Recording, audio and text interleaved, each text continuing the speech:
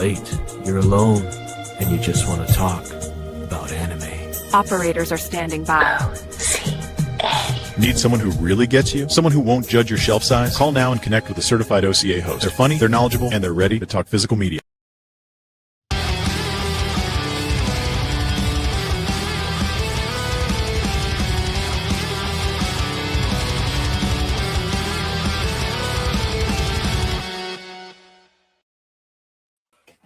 Yo, welcome back to the OCA podcast. I'm your host, Anime Collector.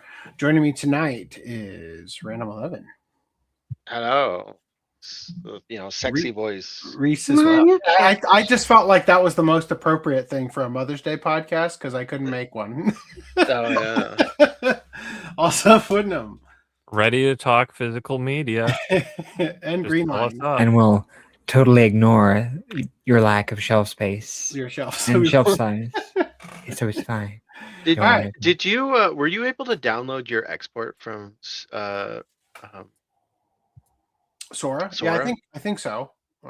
I've clicked the fucking export button a couple times now and it keeps just saying your export was not finished properly. Click it again. Hold on. All right.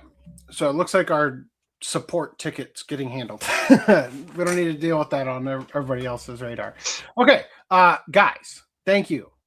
First of all, so Amazon, even though I subscribe and save to get my lovely Sonic G Fuel, has failed me tremendously, and they didn't have enough to send both my big packs. So I bought the only other peach flavored drink that they have, and guess what? Naruto's on. Pomelo peach. All right. So anyway, you're sucking on Naruto's peach like that? Not quite as good as. Speaking of sucking on Naruto's peach, do I have any orange? Oh no! Well, the flesh colored one. Thanks, Reese. Well, it's fit in the mouth. Does it fit in the mouthpiece thing? Oh. In the mouth hole? Yeah, if I want to drink it from the side I'm not touching with my lips. Does it go in the square hole? Okay. Does the penis go into Naruto's mouth hole? This got weird fast. All right. If you guys want to support the OCA podcast, I invite you to head over to ocapodcast.com/support. I want to thank all of our lovely patrons and people who have supported us over the years. Specifically those guys, except not everybody who does it for us support us. Fuck you guys. Yeah, fuck you guys. Code link. If you are watching, please comment. I need to get in touch with you about something. It would be very, very helpful for me if I could talk to you. Anyway, I will harp on that for the next 20 episodes probably. You guys can fund us directly this way, either monthly or just once. You can also fund us over the OCA Podcast Patreon, the Anime Collector Patreon, the Subscribe Star, the Ko-fi, or indirectly by shopping at Tenga. This could be you. Whoa. All right. Thank you. All right, so we're going to jump right into it because we have got a packed show. Holy hell. This is not a show we should do. EU agrees to ban AI-generated, non-consensual explicit images. So first of all, I just want to state, last podcast we covered that a VTuber was arrested for her own drawings of her own character. And then midway through that stream, I saw something off camera that seemed to indicate that she had faked that. Just getting this all out there, that has completely come around, and turns out that wasn't the case possibly. I don't know. As far as I know, our original reporting is still accurate. This is the follow-up I want to cover instead. Because if the EU, who treats non-real humans with more rights than actual humans, is going to ban AI-generated non-consensual explicit images, then they've effectively banned all explicit images. Did those pixels consent? Exactly. Right. So that's the world that we currently live in.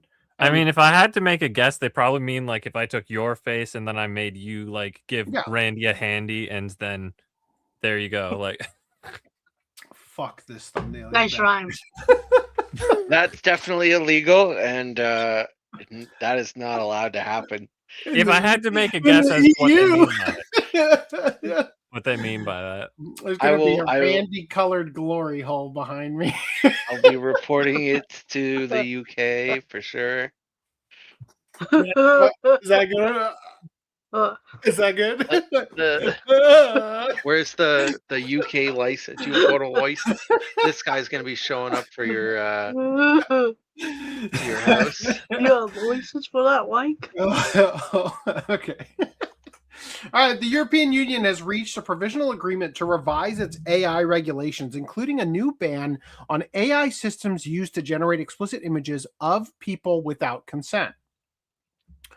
One might say that this is actually going to be used to curb criticism of the established power structure by banning your ability to make impactful memes of people in parliament, I would argue.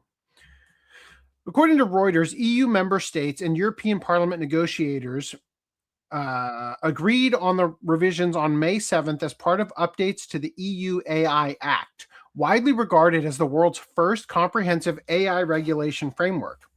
The new rules specifically target AI-generated sexual imagery created without permission, an issue that has become increasingly controversial following incidents involving AI image generators such as Elon Musk's Grok. The ban is scheduled to take effect on December 2nd, 2026. Oh, we got so much time then.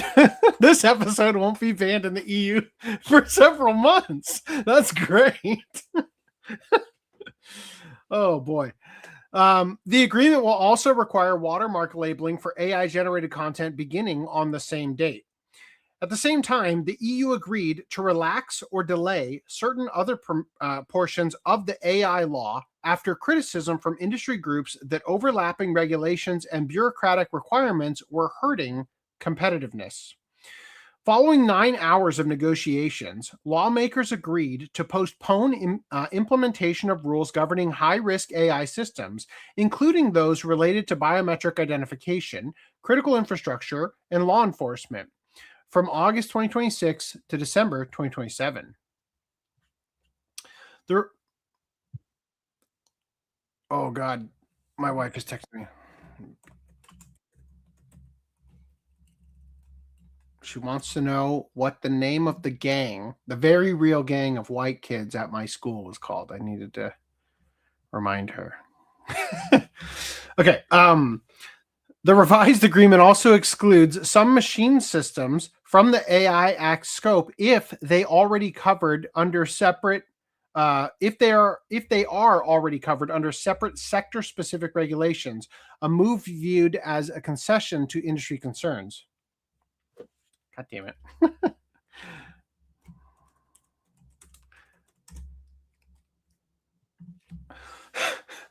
Not a good time, babe.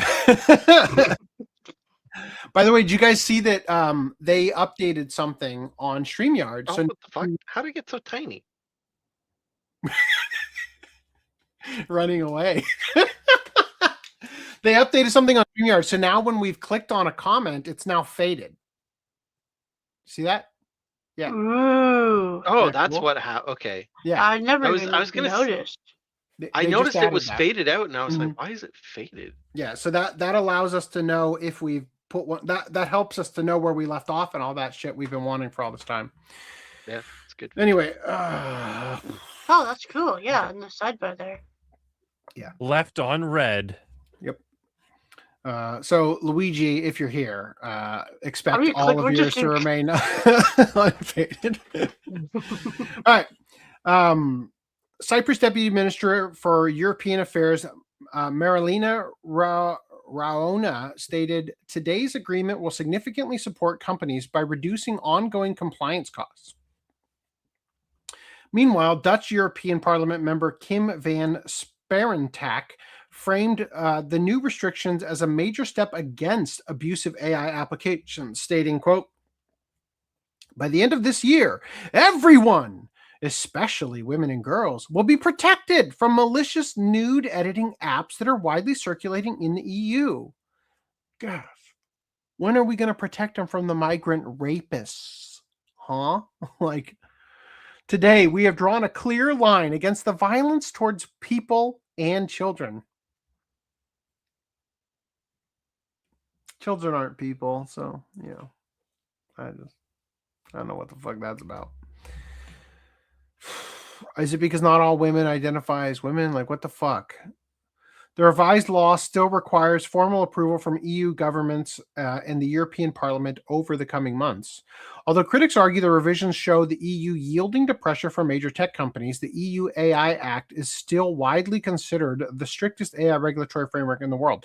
Why the fuck would you see this as the EU yielding to pressure from major tech companies? What pressure are the companies giving you that you should regulate them? That's an absurd statement.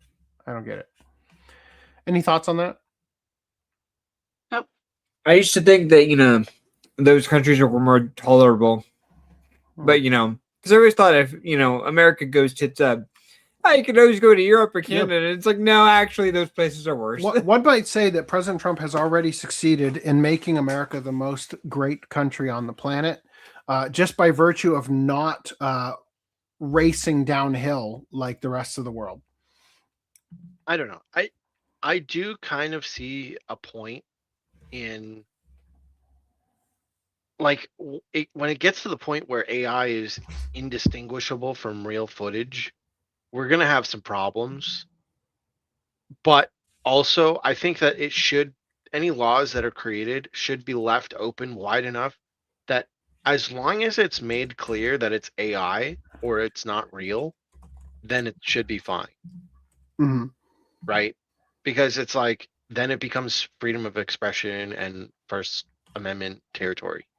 But if you're trying to pass it off as real, then I mean, let's be honest, most of the time, if you're doing something like that illicitly and like actively trying to fool people, it's most likely because you're trying to imply something bad about the person that you're making this media of. So, and therefore, I think they could tie it into like some defamation claim or something like that.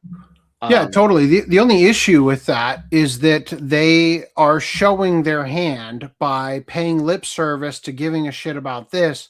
But when it comes to literally all the other shit going on, they completely throw that out the window when it comes to the rapists and shit with the migrants and all that. Yeah, well, I think those people should go to jail for sure. And it's stupid that a country is going to sit there and wag their finger at people making, you know, AI images of stuff or art in that other case. This is like what, C16 and not lock up actual here? rapists. Mm-hmm. C16, what? Bill C16. Oh, yeah. Like we're not allowed to, misgender and stuff. It's like, okay, well, if someone's actually going to that threshold of harassing someone in public, being like, male, whatever, like that constitutes, like, I don't know, harassment if they're told to stop and stuff, right? So it's like there's other actual charges you could already apply. You don't need to make this new nebulous law or whatever, right? Well, I mean, yeah. From what I was saying, like, there could be an argument that, like, if you make a video of someone doing something, it might, you know, I could see some judge coming to the conclusion that, well, it's technically not defamation because you're not saying that he did it. You're just making a visual art piece or whatever. Impersonation, forgery, something. Yeah. Like so I mean, if the judges want to come out and say, like, yeah, it's specifically, that is a claim for those situations, then fine. But I don't mind them writing a law and just making it very clear. But again, like I said, I would want it to be narrow to specific people that were trying to fuck other people over with their AI, and not just people having fun or or whatever. Like, as long as it's clear it's AI, it should be fine, in my opinion. Can I have somebody else go over? Does anybody have pickups to show? Sadly, no. Okay. Can I have somebody else go over the Discord ones? Because this support thing didn't quite get handled to the full extent, and I need to deal with it right this instant. Thank you, Reese. If we need to stall, I can go over those pickups I missed the other week. Sure, do it. Cool. All right, Reese, Discord us. Wow. Okay, let me figure out how to do this. It's been so long. It's just like when you do the right stuff, but Discord. Yeah. Well, there. To be fair, there is a little bit more shit on Discord that you kind of got to worry about. Yeah. That Reese doesn't worry about. I'm trying to find the move tab. New window. There we go. Dude, I like misread the everything animate. I just read from top to bottom, so it's like everything feet.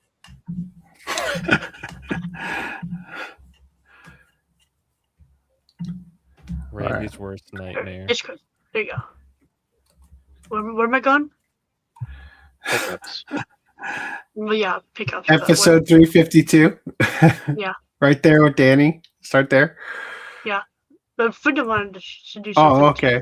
No. That's if we need more time. I assume you guys already kind of went over them when I was gone. So what do you want to do? Go through this? We could just Doing start with pickups, mine. pickups. Okay. Even Danny picked up. Oh yeah, Dan. Yeah. Sorry, Danny. go ahead.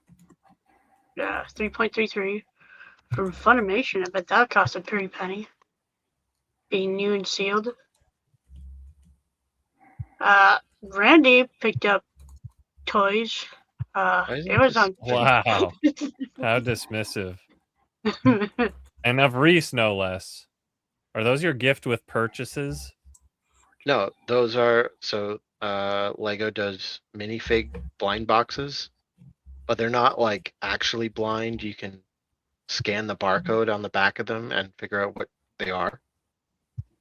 So the new series 29 came out, and it came out with the Bionicle guy, which is maybe the first time they've done a Bionicle thing in like 15 years or something. Scale. First time they've done a minifig of it, that's for sure, yeah. And then they also had this monster guy with the pumpkin head, and I kind of like pumpkin, so it's like I'll get that one too. You went out of your way to get Pumpkin Man. Yeah, I had to get a 6-pack because I couldn't find them in stores, so I just bought a 6-pack on Amazon. And then it didn't come with the Bionicle guy, so I was like, fuck. I don't really want to buy another 6-pack. You don't want to have a Nugget incident all over again. Yeah. But then I was like, I'm gonna maybe try the Patreon exclusive tip to get my Bionicle. So I ordered another 6-pack, and boom, got the Bionicle on second try. And then just swapped out one of the ones from the first 6-pack. Wow. And I was very careful to remove the tape without damaging the tape, so I assume Amazon will take the return. Randy over here committing war crimes. You're gonna still get 6. It's just not the one that it originally came with. Did you want to do these first, or did you want to just go right into the final product? No, it's just do them in order, Reese. Do them in order. Stick to the order. Okay. So I also got these 2 Lego pieces, Lego sets. God, when Those are some big pieces. Yeah, Lego sets. What? I have no frame of reference for how big these are, because when I see that Poke Center, it feels microscopic. But then I realize I have no idea how small the badges actually are. Maybe they're huge. Well, you can see the stud. I do. Right? Yeah, I see the 2x2 That should stud. be able to scale everything for you. I disagree. I think that is the perfect scale. for if you're playing one of the classic Pokemon games, the Pokemon Center is to scale. Like, it's not actually that tiny when you enter it, right? It just looks like that on the map. So I think it's actually Oh, yeah. perfectly to scale. Right? It might be a little bit tiny for like a minifig scale. But if it is, like, if you scroll over to the door, like it's really close. Like you can see the 4 studs there, and you just figure a minifig's legs take up 4. So they could sit in front of it like Snorlax. Yeah. So it's maybe a little bit too small for Snorlax overworld. minifig when Ash minifig one. But it's pretty close. It's pretty close. Yeah. And so no, go back. I- Go back, motherfucker. Okay, so there's 2 sets. There's the. Inconsistent coloring. Wow, that sucks. I'm getting to that, Reese. You're chopping up my story here. You're making it way worse. So I got 2 sets. I got the Lego badge set, which was exclusive to the $900 Canadian Blastoise, Charizard, and Venusaur set that was from Lego.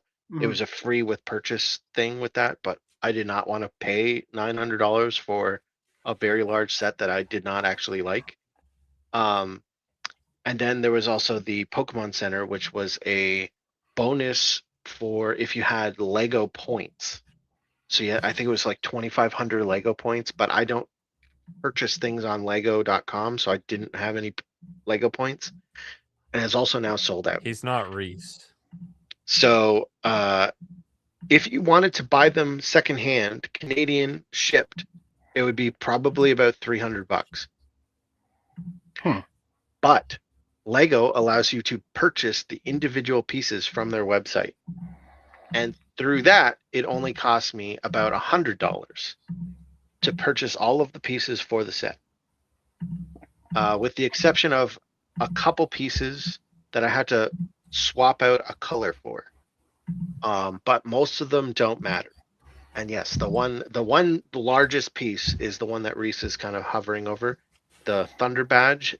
There's like a ring on the bottom of the Thunder Badge, and it's supposed to be yellow, the same color as the rest of the pieces in the Thunder Badge, but I had to buy the tan color, which I think still looks fine. Especially it's underneath; it's not a prominent piece. So I'm happy with keeping it like that. What are you hovering over? This misalignment. Look how crooked that is. Whatever, Reese. Bro. You call yourself a Lego?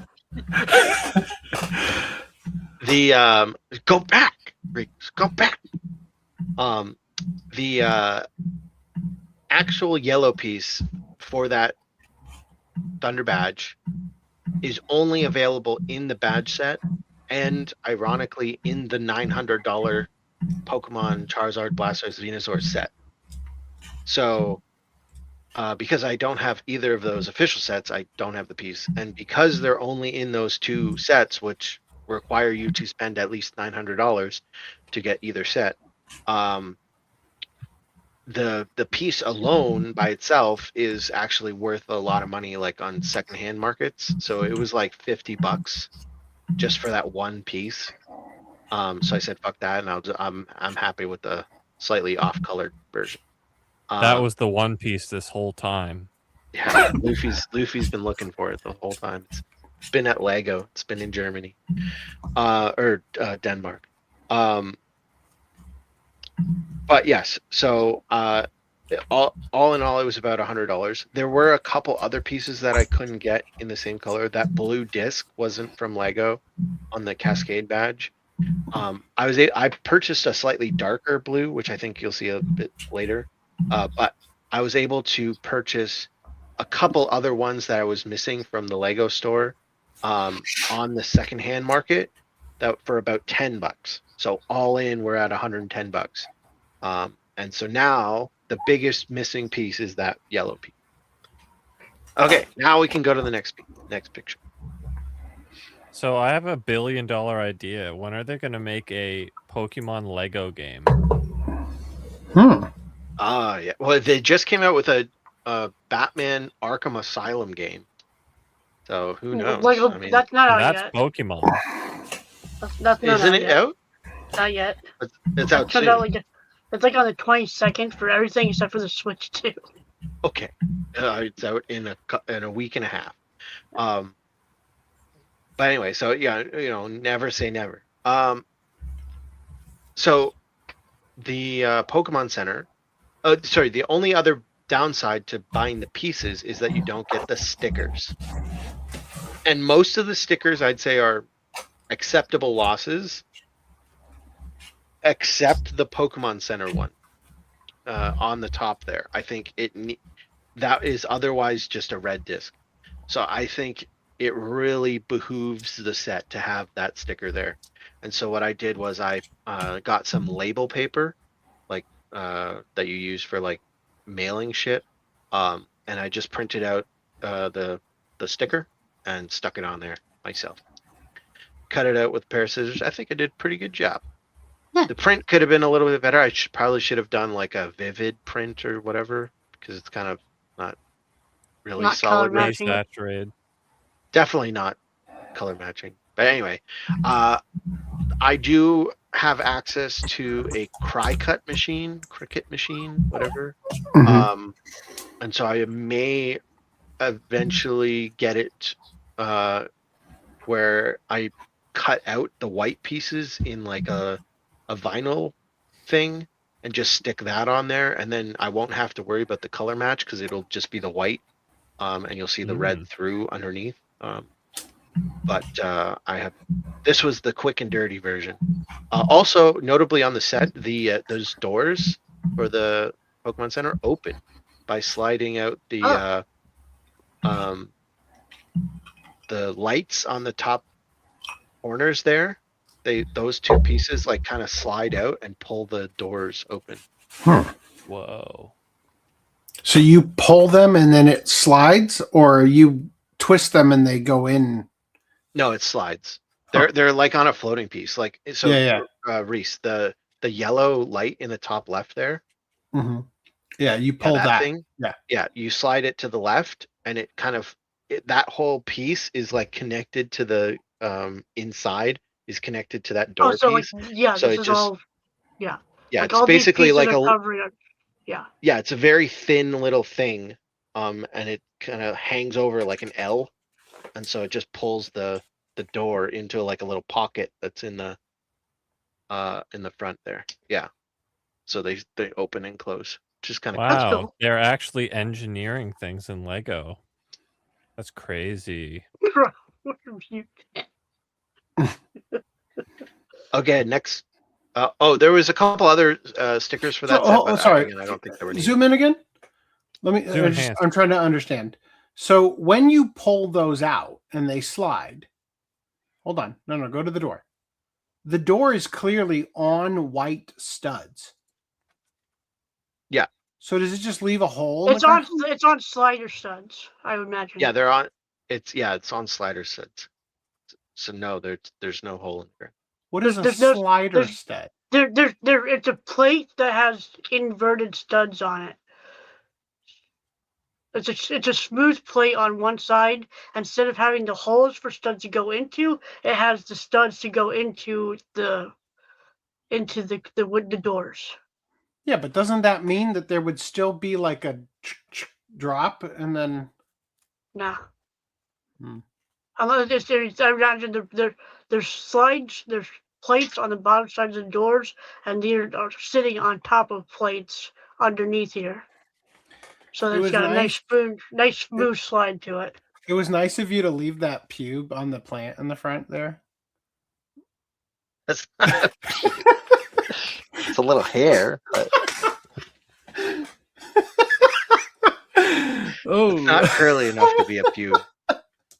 It's a collectible pube. I couldn't tell how long it was when I brought it. Yeah, for scale. It's freaking eyelash, right? That's one stud. That'll be like 2.5 studs hair length. All right. Cool.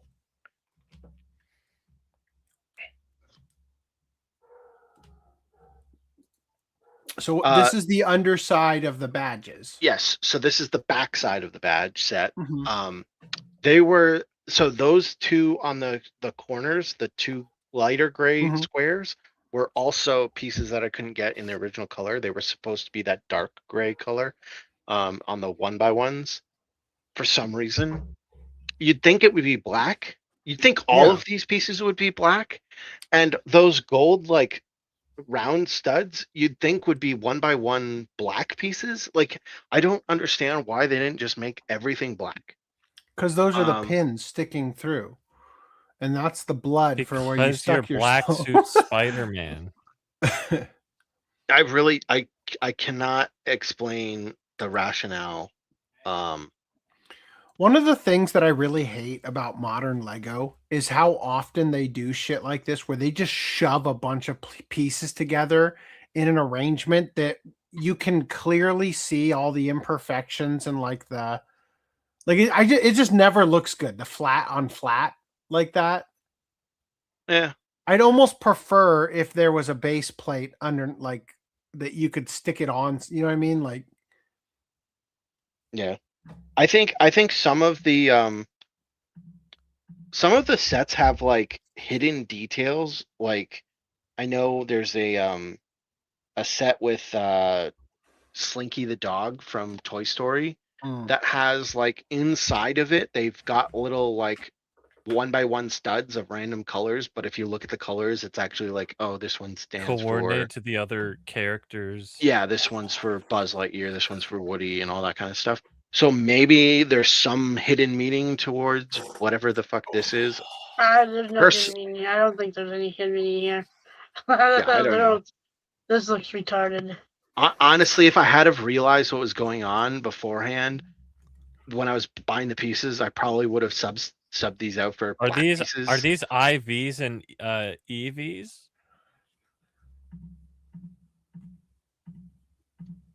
I can't imagine.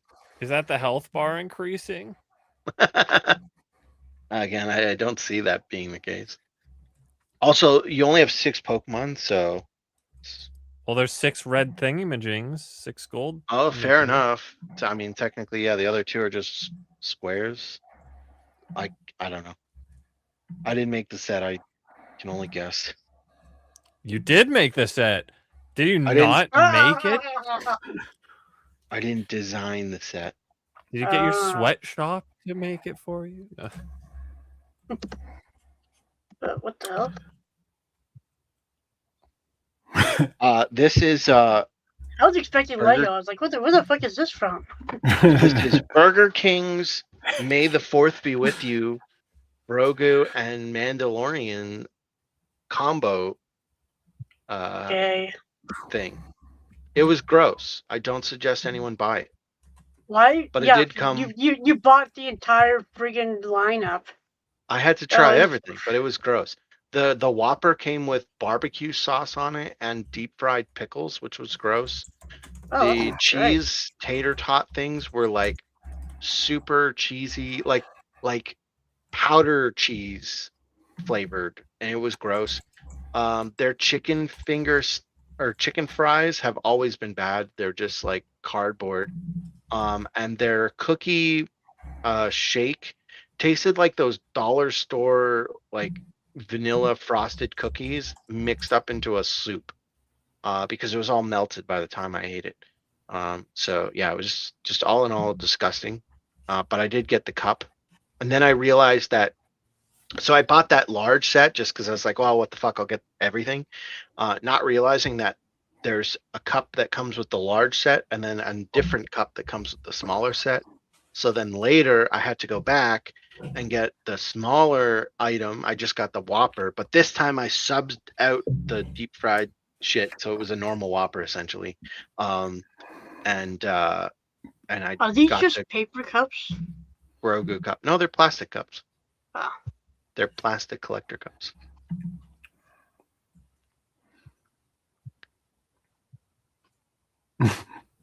All you're telling me is that you're just a fat ass. Like you get McDonald's. I mean, I did tell you that. I've warned you before. You can't say I wasn't lying. Yeah, you're truthful. So this is what it came, or well, it didn't come in like this, but I eventually had to sort it out all into colors, and it got it. The reason I showed this is because they gave me 2 extra pieces. Those pieces right there. I didn't order those. Segregation. They gave me those extra. You say thank you, Wow. Lego. Not complain. Reese, I need a good shot of that because that's going to be the Randy Dick coming out the wall. What, this thing here, or this Yeah, one here? and the 2 balls, the gray ball. Okay, next picture. So if you zoom in, Reese, on the arch, the yellow arch, right? It's a light yellow color, but you can see there's 2 pieces above the arch in the top left and top right of the arch. Those are dark yellow or bright yellow. Again, the Lego store didn't have the right color, so I had to get those colors. But because I ended up buying the extra set from the marketplace people, I was able to get the actual color for those for that extra $10, including all the other pieces. So I was able to. What get a accurate grift this colors. hobby is.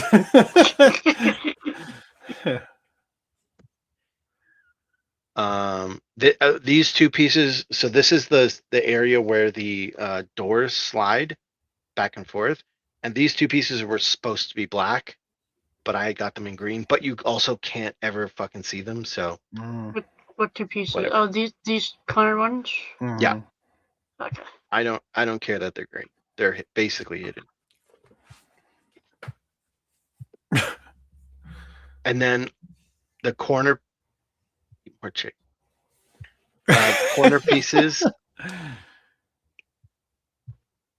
Ooh, not me because I don't have a Crunchyroll account. No. The dark red corner pieces were also pieces that I had to get as substitute pieces, but then eventually got the real red through that $10 extra purchase. So I just included it because I was like, I wonder what, and there's the what the dark blue disc would have looked like had I not Horrible. paid that extra $10 for the Worth every German Deutschmark or whatever they're called. Not coin. All right. Andrew picked up Uchi Kaisen 3 Incident and Shibuya. Log Horizon Destruction Of the round table? Could be insertion. Probably insertion. It's got to be insertion. Also picked up Fist of the North Star and Blackjack.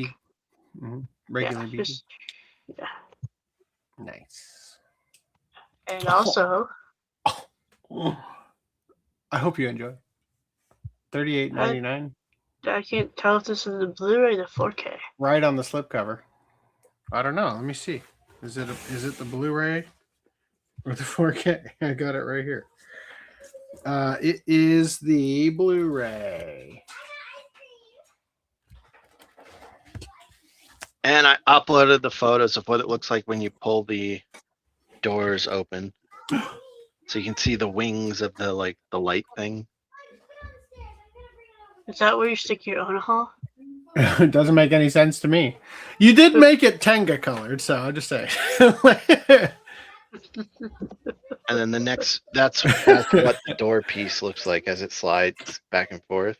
I see you threw your balls back there.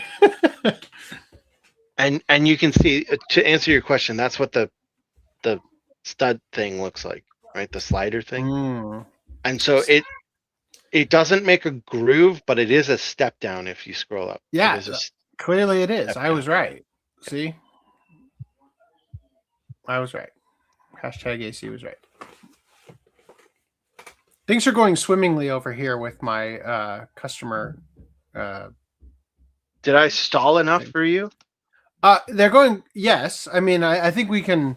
I just noticed they gave me a like, hey, good news, we recovered your things. I'm like, oh, thank God.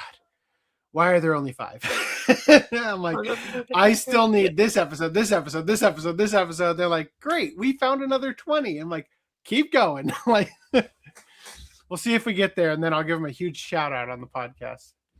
All right, so what's next? You want me to take over? You want to talk about your shit that you got last week? Yeah, sure. Scroll up. So my internet's still connected. We still hear you. Where's Cool. There's Yes, so as you probably already mentioned last week or whenever, I'm I gonna got go refill my cup with ice because I was here for this last week. Sorry. Oh, I see how it is.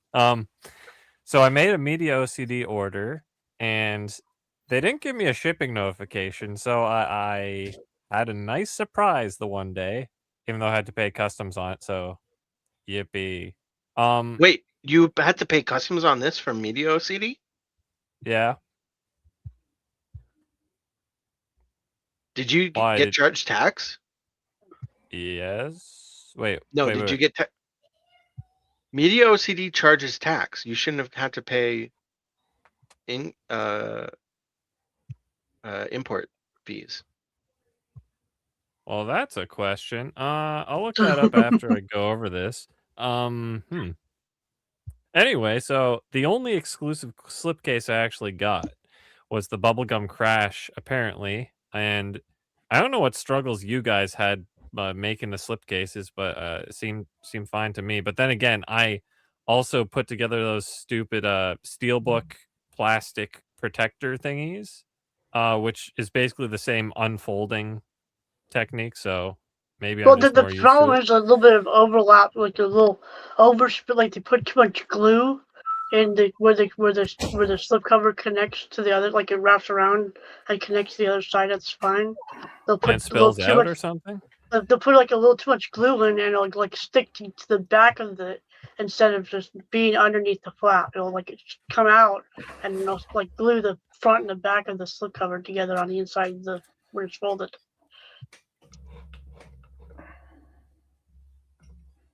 Well, I don't know. Mine seemed okay. Am I still connected? Mm-hmm. Yep. Because my internet's getting ass. Okay. So the whole reason I even made the order was for the Sergeant Frog, because that was like not available anywhere. So I got what is it? 5th, 6th, and 7th season collection. So that's 153 episodes in one go. That's pretty cool. And while I was there, I also got the Digimon movies second set. So 4 to 6. This is the first time they ever been released at all, like physically. So that's even more cool than getting the first 3 to me. And I'll have to check out the supposedly uncut dub, because it sounds like they might have like added lines that weren't there. Just but because they imposed it on the existing dub. They needed footage for things that previously were not in the dub. Like they had extra footage. Yeah, but if it's like Revenge of Diaboromon, that one I manually uncut or whatever myself, and there was a single line that was like Joe on his bike going and you just used the Japanese. Yeah, when I uncut it myself. And you just recorded your own sex tape. Joe getting hot and heavy on a bike. No, I just used that Reese clip that it's like, like you were shaking that box. I can't remember what you said. So anyway, the next thing I got was Amazing Nurse Nanako, which isn't even a freaking Discotheque or Media OCD release. Same with KanoCon. Does the Giga Chat edition come with a slipcover? Because obviously I didn't get one. Yeah. Okay, I got the normie edition because there's no way I was gonna spend top dollar on like what 3 episodes or something, 6 episodes. But it seemed to look pretty good from what I could tell. I mean, Randy disagreed, but I don't know if he saw the original, he probably realized that.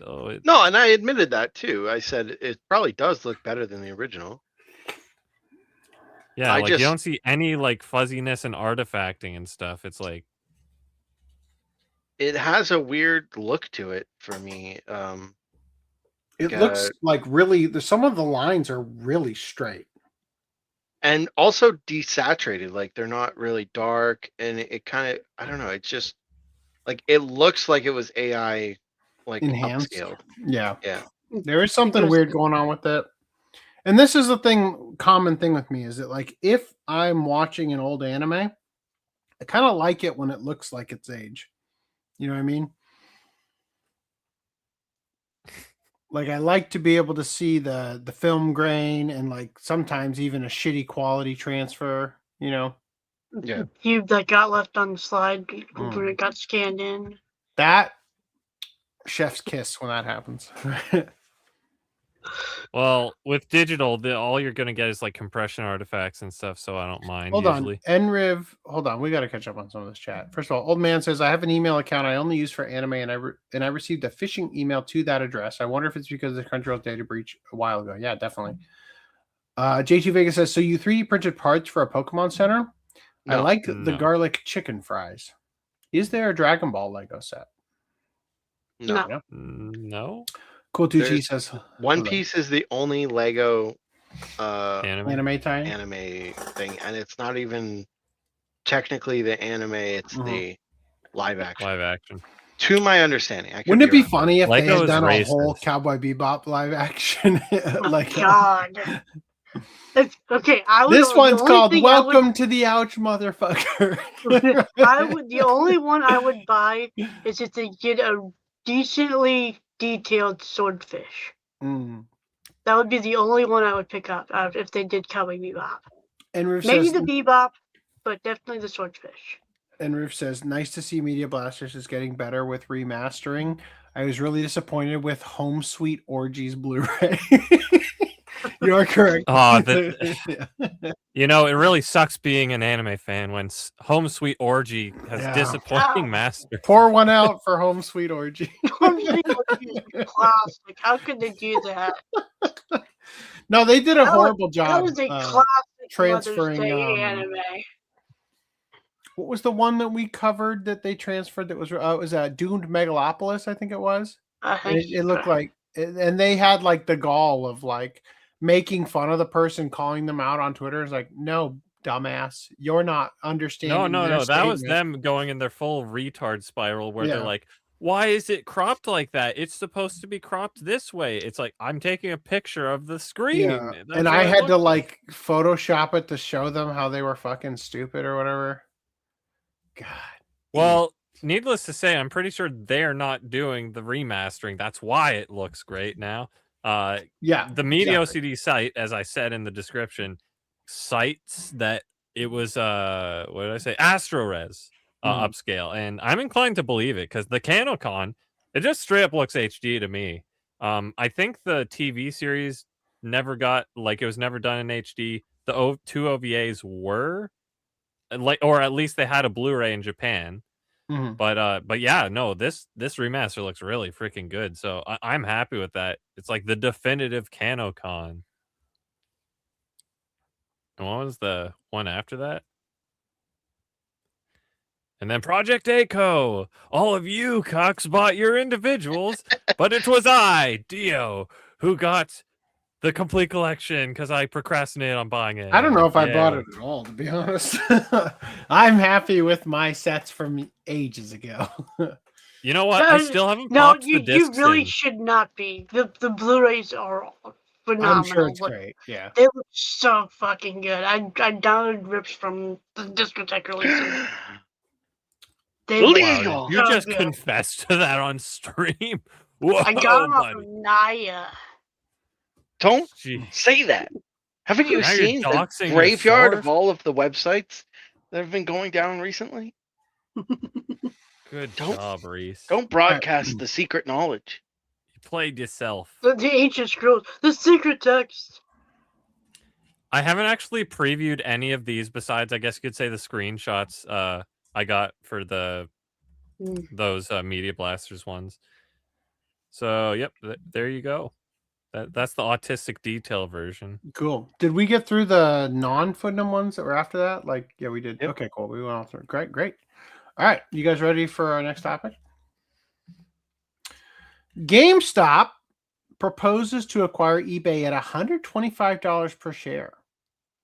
How do they plan to do that when they're like barely like existing? The CEO does not even have that answer for you. Yes. GameStop today submitted a non-binding proposal to acquire 100% of eBay at $125 per share in cash and stock. The offer represents a 46% premium to eBay's unaffected closing price. When I want GameStop to buy something, it's best I can do is 50-cent store credit. But when they want to buy eBay, it's a 46% premium. Is eBay even on the market? Like, are they even trying to sell? It's a publicly traded company. Oh, okay. So they can effectively buy all of it from the shareholders and gain ownership of it. Yeah. The day GameStop started accumulating its position in eBay, that was February 4th, GameStop has built a 5% economic stake in eBay through derivatives and beneficial ownership of common stock. The proposed offer is $125 per share, comprising 50% cash and 50% GameStop common stock. GameStop credit. He's going to repeat that like 50 times in this video. Yeah. This is going down as the worst television appearance of all time, as stated by the r/GME subreddit. They have the GameStop stock price and the eBay stock price on screen the whole time. I didn't even watch that. Was it going up and down? I will now play this almost 3-minute video of absolute terror and cringe. Invariably, the audience, and I know a lot of people are going to ask, how does the math for you? Given the price tag, $56 billion, given the market cap of GameStop, which is a fraction of that. I know you have this $20 billion financing letter from TD, but sort of walk us through how you could get to that price and how it would work. So on our website, it's half cash, half stock, but the details are on our website. Can you help? I've read them, but can you help our audience understand them? Yeah. Which part exactly? Well, I think we can start with the idea that the market cap of GameStop is, call it, $11 billion. You have $9 billion on your balance sheet. Arguably, if you're providing effectively all of your stock, and then the cash that gets you to 20, you have this letter from TD, that's another 20. We're now at 40, but we're still off by, call it 16, and the 20, as far as I understand, while it's considered a highly confident letter, meaning TD saying they're highly confident that they would provide the financing, it's not locked financing.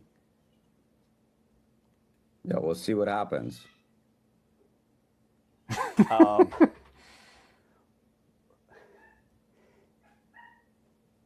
I hear you. I understand that. I'm just trying to understand where the rest of the money would come from. It's half cash, half stock. I hear you. I'm just saying that math doesn't get you to the price that you're offering. So, Brian, that's a pretty straightforward question. I don't get it. Like, where's the rest of the money coming from? Andrew laid it out pretty clearly. I don't understand your question. We're offering half cash, half stock. The stupid woman interrupted him. She should be fired in order to get the deal done. But the full details of the offer are on our website. But you're on our air. We thought we'd get... Why is he even on the show if that's all he's going to say? But I don't understand your question. So, Ryan, sorry, it's Melissa Liebeck at the Thank God. Holy... You have the CEO of GameStop absolutely emulating himself on TV, and she's out there interrupting him in an answer. What are you doing? Like, just a reminder. If he succeeds, first of all, they don't even have enough money to buy eBay to begin with, right? If he succeeds, he is supposed to get a $35 billion bonus or whatever as part of the package for him bringing in the revenue for the company. Well, that is if they hit 100 million or 100 billion market cap or whatever. So even if he buys eBay, that's not guaranteed. Yeah, it's fucking crazy. Just insane. Like they're not even worth that. And he's supposed to get 35 billion. He will literally presumably if they were worth 100 billion, then they would that's the goal, right? Like his I know. goal is I just find it absolutely insane.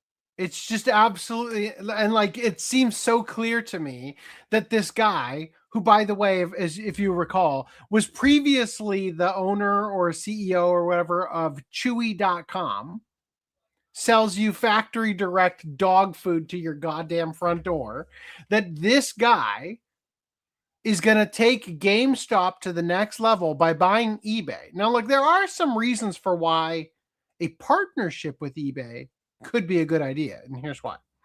So, eBay spent $2.4 billion on sales and marketing in fiscal 2025, while only adding 1 million net active buyers, 134 million to 135 million, a net increase of less than 0.75%. GameStop will deliver $2 billion of annualized cost reductions within 12 months of closing.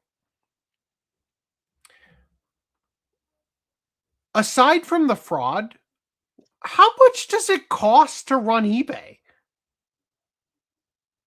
That's insane to me, right? 1.2 billion from sales and marketing. More spend is not producing more users on a marketplace with near universal brand recognition. 300 million from product development. Product development expense grew 11% in fiscal 2025 against revenue growth of 8%. 500 million from general and administrative, consolidated finance, HR, real estate, legal, IT, and professional services across the combined company. So they're going to save this much money across the board is what they're suggesting, right? Totaling like basically 1.9 billion. Beyond cost, GameStop's 1,600 U.S. retail locations give eBay a national network for authentication, intake, fulfillment, and live commerce. Because people, they're, you know what, buying online and having it shipped straight to your door, what are you, Chewy? God, nobody fucking wants that. We want to have to physically go into a goddamn GameStop to buy shit from eBay. Damn. Following close, Ryan Cohen will serve as Chief Executive Officer for the combined company. Mr. Cohen has led GameStop since January 2021. Over that period, GameStop moved from a $381 million net loss. How the fuck? Like a $381 million net loss in fiscal 2021 to a $418 million net income in fiscal 2025. Reduced, what is SG&A? That's like stock something or other and administrative, something like that, right? By 800 million, 47%, retired its legacy debt. And raised 4.2 billion of long-term debt at 0% coupon. He owns 9% of GameStop and receives no salary, no cash bonuses, and no golden parachute. He will be compensated solely based on the performance of the combined company. I'm going to skip all this shit. It's a very boilerplate. So here's where he went after that interview. GameStop CEO Ryan Cohen suspended from eBay after bid stunt. After news revealed that GameStop sent out an offer to buy eBay in an attempt to rival Amazon, the CEO has been working hard to earn money to support his financial venture. But in the most hilarious way. Unfortunately, because of that, Ryan Cohen got suspended from eBay. Yesterday, May 6th, GameStop CEO Ryan Cohen posted on his X account that he was selling stuff on eBay to pay for eBay and linked to his eBay account. Since the news that GameStop is pursuing eBay, there have been several questions regarding how they're going to afford it. In response, Cohen has started to troll by posting various items with ridiculous prices, including baseball cards, a pair of socks, and even a GameStop store sign. Each listing also includes a hand-signed letter to eBay as a thank you for your support. The pair of socks especially has caught attention, as they were priced at an astounding $14,188. And this is they're like used as shit. But they were bid on up that price. I don't think they started on that price. GameStop CEO, right? So, and this is the funny thing, is the people with the diamond hands, right? They're coming in and bidding because they know that the value of GameStop will only increase if this goes well. You know, GameStop CEO Ryan Cohen had his personal eBay account shut down after he listed some of his own items for sale on eBay as a joke. He used the username Ryan5050 and sold items like a pair of socks, old GameStop merchandise, and a large Halo 2 statue that received many bids. Soon after posting about selling his items, he shared that he reached the maximum amount available to list for the month, which is $50,000, with the caption saying, "On the phone with customer support," while tagging eBay. Please respond, eBay.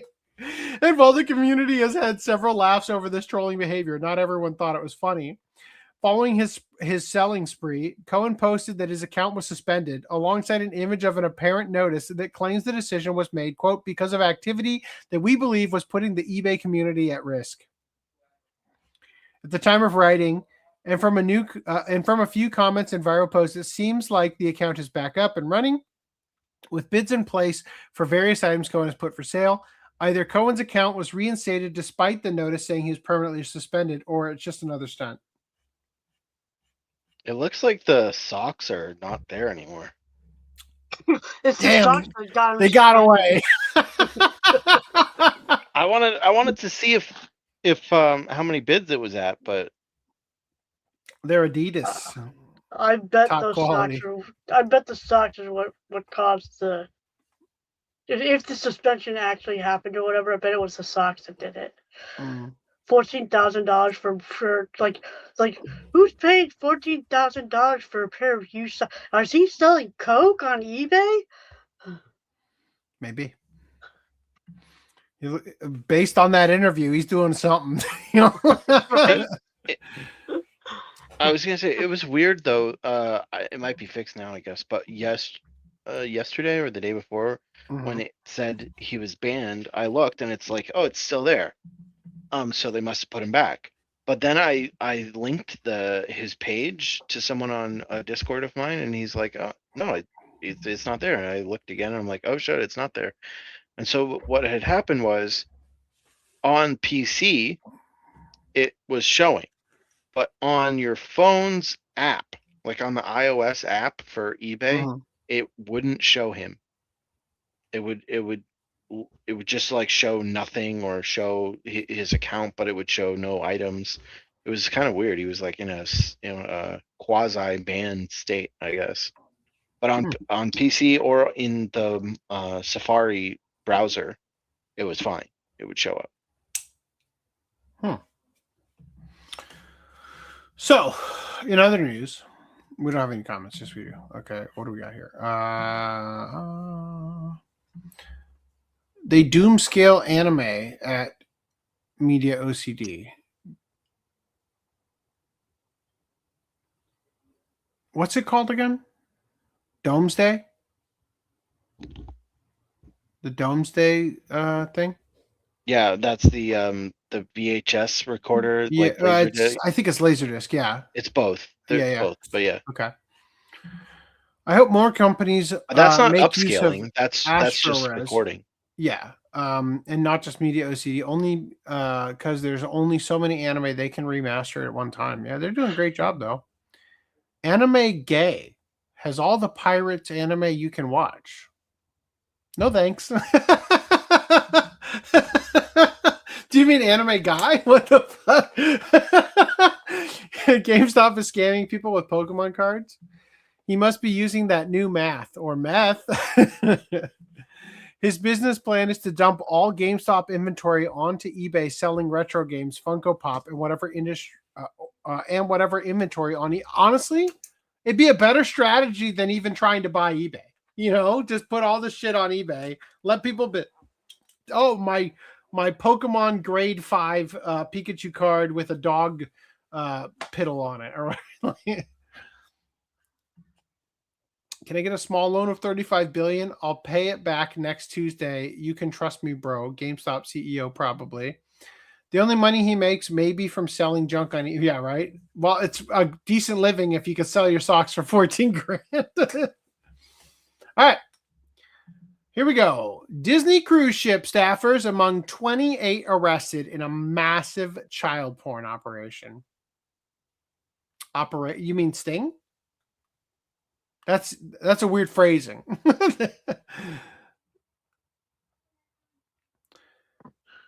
Families hope to make memories on a cruise while unknowingly surrounded by alleged child predators working aboard these ships, according to law enforcement officials.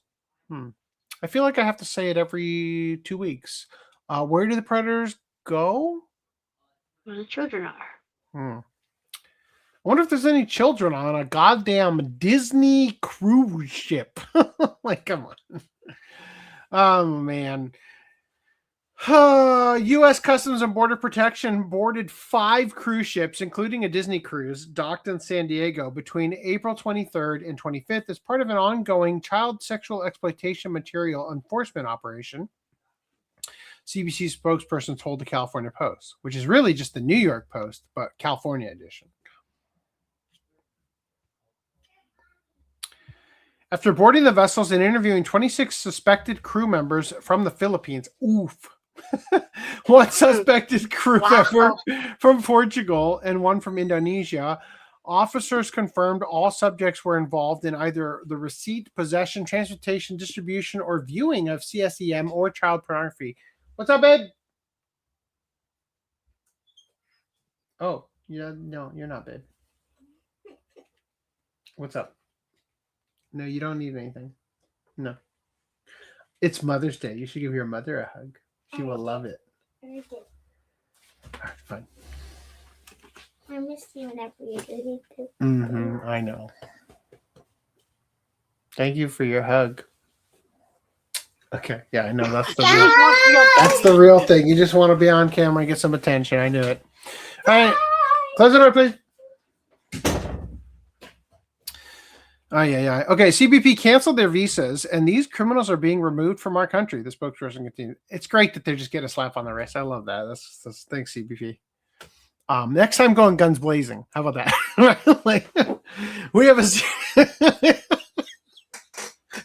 Then the article is, multiple children die in CBP raid. We have a zero tolerance policy for this type of behavior and fully cooperated with law enforcement. While the majority of these individuals were not from our cruise line, the fuck were they from? What are they doing on your ship? Those who are no longer with the company. Wait. Not from our cruise line. Oh, okay. No longer with our company. The majority were not from our cruise line, but those who were are no longer with Disney. Right. It's unclear which other ships the additional crew members may have worked on outside of Disney. Passengers on board a Disney cruise ship docking. I just imagine like all of a sudden they board your plane and they're like, sorry, folks, 38 people on this plane need to disboard right now. And it's all staff. Like, just imagine being on a cruise ship and you're like, God damn. Could I get some clean towels? Like, what the fuck? Can I get my refund and a ride home? Yeah.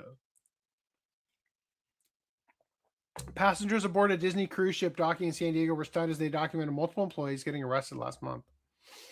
Vacationers watched as immigration officials cuffed several employees on the Disney Magic ship while it was being unloaded. Passenger Dharmi Mehta took a video of the moment, saying one of those detained was her server. You got served. Prior to the news about what the arrests were allegedly for, several immigration rights groups were up in arms about the Disney arrest. Get fucked, ACLU. And also claimed 4 seafarers were arrested on the Holland America MV Zandam cruise ship. The port said local police were not involved in the arrest. The Port of San Diego Harbor Police Department did not have any involvement with the reported enforcement actions. Blah, blah, blah. Anyway, there's more. Don't worry. We got more. Disney has broken their silence after their staff was dragged off cruise ship as part of a massive child porn sting. I want to know Mickey's statement right now. The Disney company has reached out after immigration officials nabbed several of their staff off one of their cruise ships in San Diego last month as part of a massive child porn sting. Customs and Border Protection told the California Post they arrested 27 workers off 8 different vessels between April 23rd and 27th as part of the ongoing child sexual exploitation material enforcement operations. Disney said the majority of those apprehended were not from their company while reiterating their cooperation with law enforcement. Quote, "We have a zero tolerance policy for this type of behavior and fully cooperated with law enforcement," the Disney spokesperson told the Post. While the majority of these individuals were not from our cruise line, those who were no longer with the company. I feel like I already got all that shit. Come on. The company would not specify the exact number of Disney employees arrested. The immigration officials that means it's more than half. That means it's the majority.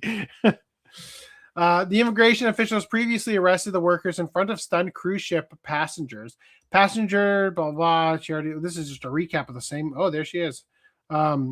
He was full in uniform, which was in a blazer tie.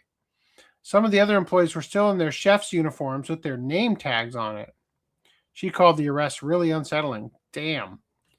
Customs and Border Protection told the California Post that agents interviewed 28 individuals and determined that all but one were allegedly involved. How many people does it take to run a cruise ship? Hundreds? Yeah, I would imagine. Okay. More than that, like 500 maybe. Just 28 individuals were interviewed, and only one wasn't involved. That's the real question is: have you seen this? Did they this boy? Did they arrest? Did they arrest Mickey Mouse? Yes. The Mickey Mouse that had his throne, and he let all the kids sit on his lap to take pictures. Yeah, they perp walked Mickey Mouse. 26 of the crew members from the 8 ships were from the Philippines, 1 from Portugal, and 1 from Indonesia. The agency confirmed all subjects were involved in either the receipt, possession, transportation, distribution, or viewing of child sexual exploitative material or child pornography, canceled their visas, and are removing them from the country. Can we just murder them? Execution? Yeah. A quick Google search says between 950 and 2,300 staff. Jesus, I can't even imagine. All right, let's move on. Hentai virus is real. Well, it could be worse. They could have been on the hentai virus cruise ship. No, that would have been hilarious. You get what you deserve, right? Depends on the site. The mouse virus gets the mouse virus. Yes. All right. In live action news, Memoirs of Amorous Gentleman manga gets an off-Broadway musical adaptation by Duncan Sheik. It is a full-on burlesque. Look at this. This gentleman, he is amorous. The official website for Memoirs of Amorous Gentleman, the manga authored by Moyoko Ano, revealed today that the previously announced musical adaptation is slated to premiere off-Broadway in New York City this fall. The production will feature a score by singer-songwriter Duncan Sheik, whose past stage works include musical adaptations of the novels Spring Awakening and American Psycho. Playwright Leah Nanako Winkler, who won a Peabody Award for her work on the TV series Rami, will write the script, or Matthias will serve as... Or Matthias, is that the guy's name? Or will serve as music supervisor. The production was originally announced in 2020 and intended for a Broadway run. Rob Ashford, who was attached as director and choreographer at the time, remains on board in both capacities.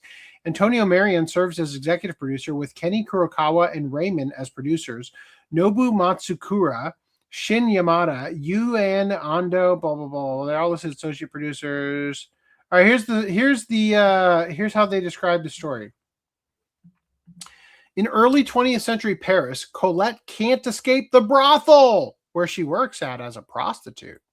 She lives a dead-end life with no way out, living in close quarters with her co-workers and fulfilling the perverted fantasies of the members of the gentry who visit her. As she suffers through this suffocating lifestyle, her only joy is meeting with Leon, a gigolo who she can't help loving, even if he has to be with women other than herself. Pervert are those who have traced and found the true shape of the contours of their own desires, much like carefully checking the shape of a vase with their hands, with their eyes closed. Wow. Mayoko Ano breathes life into the beautiful city of Paris. What exactly are these so-called perverts anyway? What are they? What are perverts anyway? Disney Cruise staff members. Yeah. Oh, yeah. I cannot get this fucking shit to archive. Okay, anyway, moving past that. All right, Netflix has surpassed Crunchyroll as the top anime platform worldwide. Let me see. I might actually have some clips. Let me see.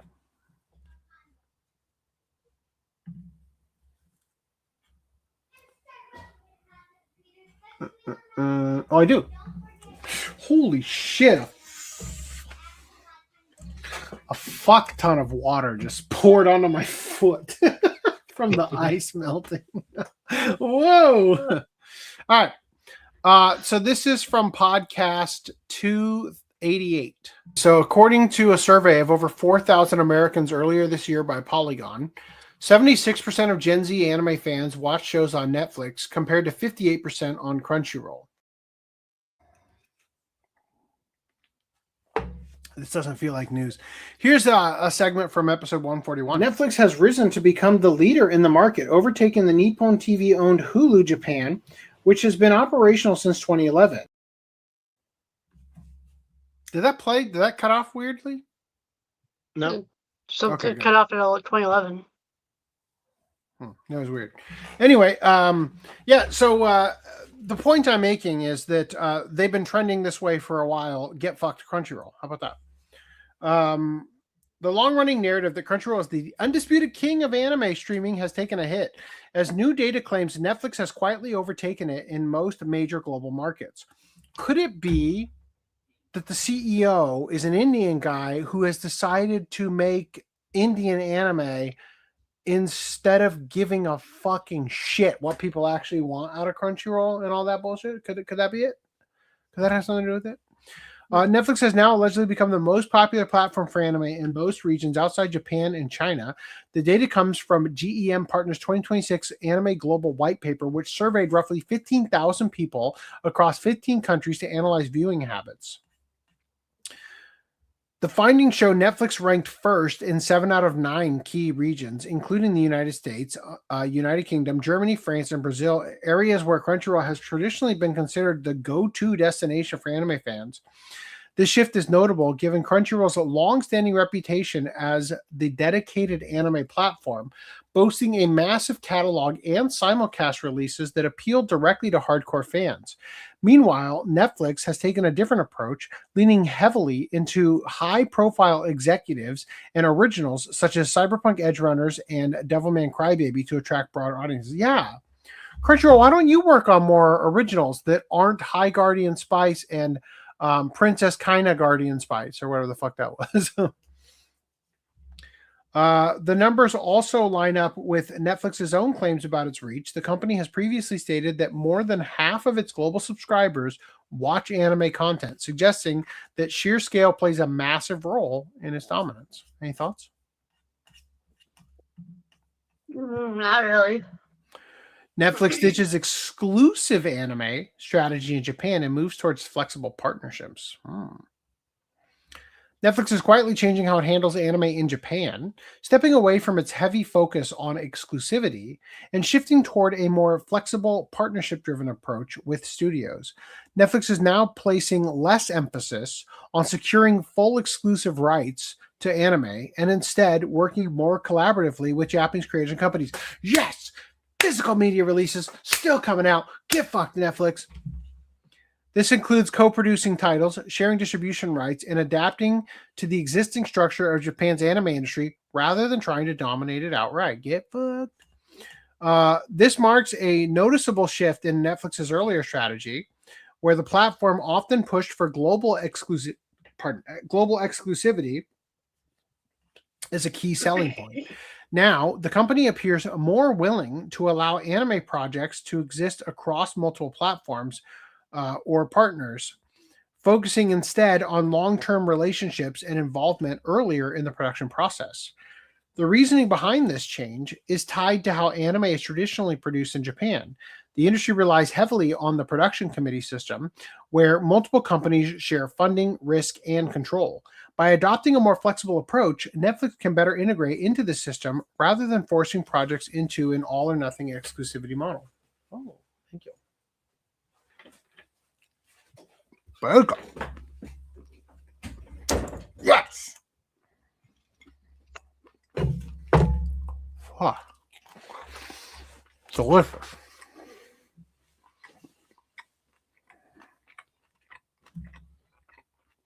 Come on. It's so juicy and delicious.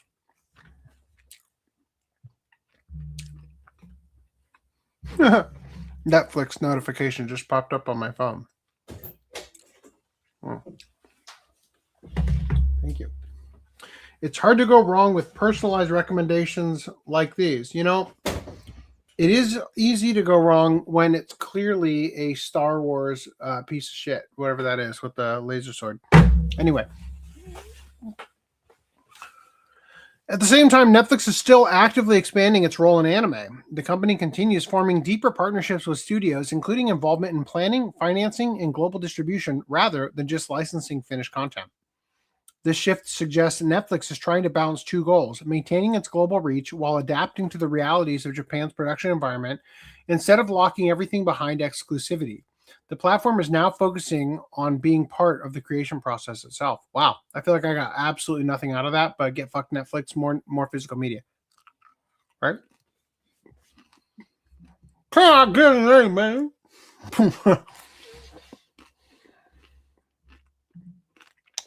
All right. In theater news.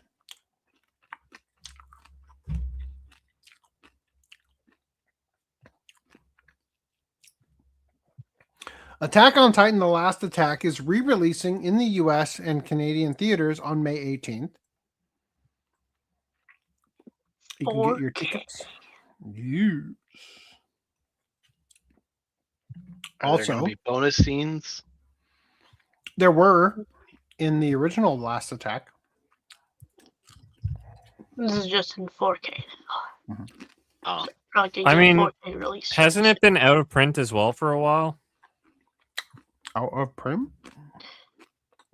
The Last Attack? I don't think it's ever been in print. We're talking about the the 4K Tekkonkinkreet. No, we were talking about Attack on Titan: The Last Attack. This is Reese said something was in 4K.